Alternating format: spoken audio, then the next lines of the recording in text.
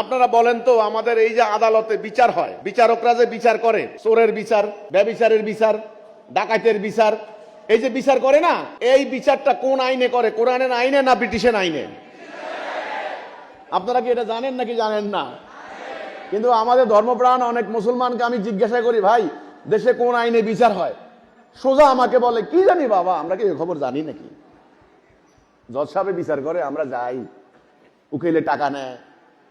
জন্মের পর থেকে এগুলা দেখে আসতেছে। আপনি দেখেন, হাট বাজারে এত লোক নাই, আদালতে যত মানুষ ঘুরে খালি। বাংলাদেশে ৪৫ লক্ষ মামলা খালি পেন্ডিং। ৪৫ লাখ পেন্ডিং। কথা বুঝেন নাকি? পেন্ডিং মানে হলো জমা হয়ে আছে, জট বেঁধে আছে, মামলার কোনো সমাধান নাই। এক একটা মামলার রায় ৪৫-৫০ বছর পরেও কোনো রায় হয় না।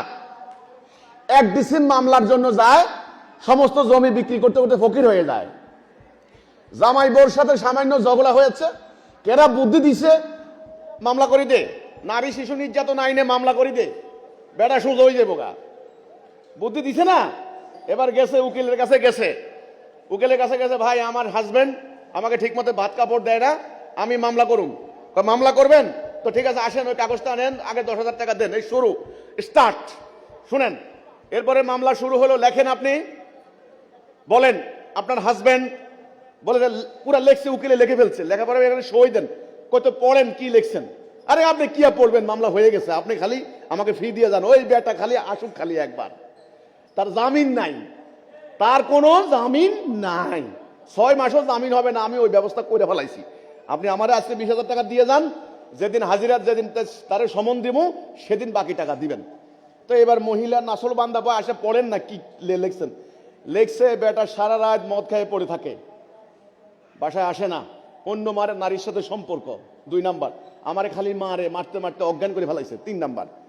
এইভাবে লিখতে লিখতে ওই বেটি বলতেছে, না তো আমার হাজবেন্ড তো এগুলো করে না, আমারে খালি ভাত দেয় না, খাবার দেয় না, এগুলো তো করে না, মদ খায় না। না, আস্তাগফিরুল্লাহ, আপনি এগুলো কি লিখছেন? উনি তো মদ খায় না, আপনি তো লিখছেন আমাকে মারতে মারতে অজ্ঞান করে। আচ্ছা না, আমার এ পর্যন্ত কোনো গায়ে হাত দেয় নাই, অন্য নারীর সাথে কোনো সম্পর্ক নাই, বেটা অলস, খালি ঘুমায়, ইনকাম করে না। কয়েছে দেখেন, এগুলি না লিখলে কোনো মামলা হবে না। আপনি চলে যান, কোনো মামলা হবে না। আচ্ছা ভাইয়েরা, বোনেরা, আপনারা বলেন তো, এই না বাস্তবতা? এই না বাস্তবতা? আমি ঢাকায় উকিলদের সাথে সমাবেশ করেছি, উকিলদের সাথে আমি বসে এই ব্যাপারগুলি নিয়ে খোলামেলা কথা বলেছি। উকিলরা বলে, ভাই আমরা মিথ্যা কথা বলবো কি, আমাদেরকে মিথ্যা কথা বলতে বাধ্য করা হচ্ছে। সিস্টেমটাই এমন।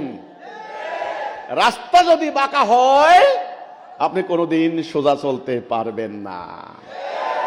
কথা ক্লিয়ার? অন্ধকার ঘরে বসবাস করে গিয়ে আপনি কি চোখে কিছু দেখতে পারবেন? নো। তাহলে আমাদের আদালতে বিচার হয় কার আইনে? ব্রিটিশের আইনে। কেন, আল্লাহর কি আইন নাই? আমাদের দুর্ভাগা হতভাগা মুসলমান এটাও জানে না আদালতে বিচার করার মতো আল্লাহর আইন আছে কি না। আমাদের নবী কি বিচার করেন নাই? কোন আইন দিয়ে বিচার করেছেন? আল্লাহর আইনে। তাহলে আমরা কোরআন শরীফে পাই, আল্লাহ কোরআনে বললেন, ওমাল্লাম ইয়াহকুম বিমা আনজালাল্লাহু ফাউলাইকা হুমুল কাফিরুন। যারা আমার নাযিল করা বিধান দ্বারা ফয়সালা করে না, বিচার করে না, তারা কাফের। এখন বলেন, আল্লাহর এই কোরআনের আইন দ্বারা যদি আদালতে বিচার না করে, এদের ঈমান থাকে? এদের নামাজ হয়? এদের রোজা হয়? এই সত্য কথাটা আমাদের আলেমরা বলে না কেন? বলে না কেন? আমি তো বললাম বলে না, এই জন্য মসজিদ মাদ্রাসা চাকরি থাকবে না।